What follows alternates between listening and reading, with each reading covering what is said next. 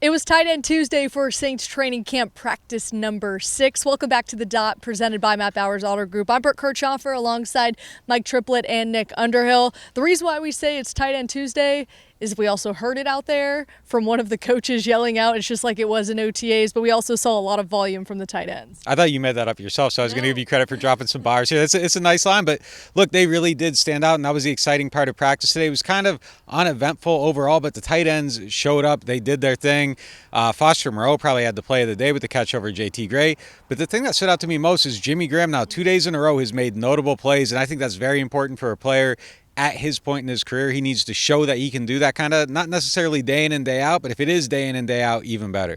And Mike, one of the things we talked about in our show that you can find on YouTube and on NewOrleans.Football is we were talking about Juwan Johnson needing to improve with hand-eye coordination. We actually got to see him working off to the side with the quarterback specifically for a long period of time in practice, trying to get that down. Yeah, and look, he made a real nice catch. He was wide open in team drills. It was good to see him get wide open because route running is just as important as actually catching the ball.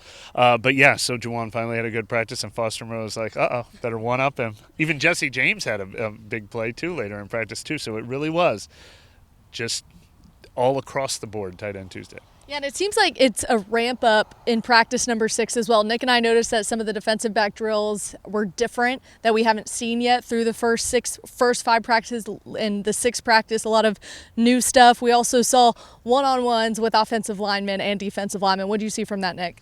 Yeah, there wasn't a ton there to kind of parse from it, but I like the way Trevor Penning looked in that drill. He had a couple good reps. I thought he looked good in team drills today. He was a little bit more consistent than we've seen. He got reps with the first and second team, so it seems like the team is just making a concerted effort to ensure that he's getting the reps he needs to develop the way they need him to develop. And that's probably the biggest story in training camp going the rest of the way is how does Trevor Penning come into his second year? So far, so good. Getting out in pads, making some plays, that's really what you want to see from him.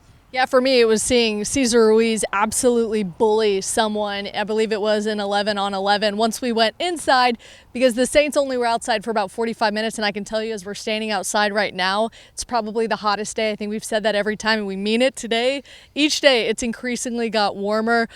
I think it was good, though, to get these guys inside. And we also got to see a lot more competition, it seemed like, inside. Yeah, once the pads came on, I mean, it's a combination of the pads and some cool temperatures. They were getting after it. We said there weren't a lot of highlights, but there's going to be a lot of good film for them on the offensive and defensive lines, which is something they haven't had in OTA's minicamp or the first 4 days of training camp.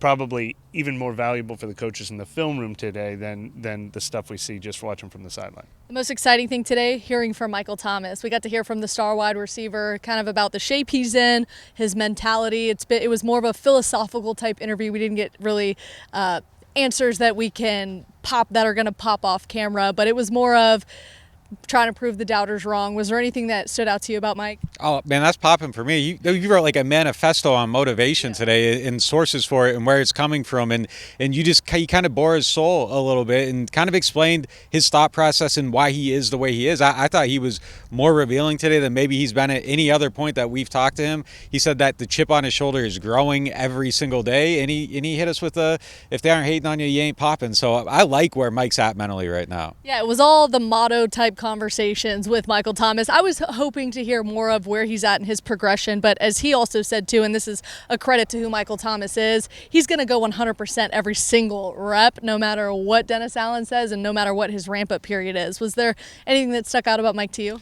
Yeah, well, look, somebody asked a really good question about did he have to regain confidence in his foot and ankle? We know his motivation is there. He said, not really. And he said, because I know I didn't cheat the process to get here.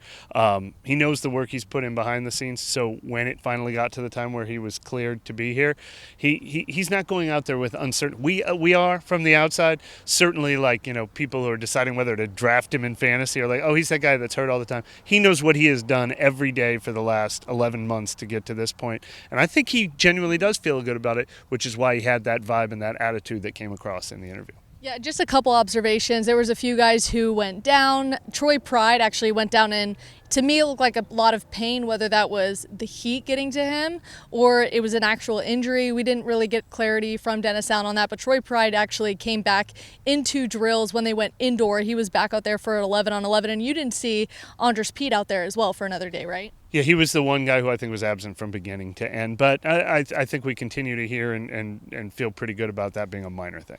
Yeah, and we'll continue to keep the observations coming for you all. Kendre Miller looks great. I know Nick is going to put together a piece on Kendre Miller for NewOrleans.Football, so keep an eye out for that. And we'll see you guys for practice number 7 tomorrow.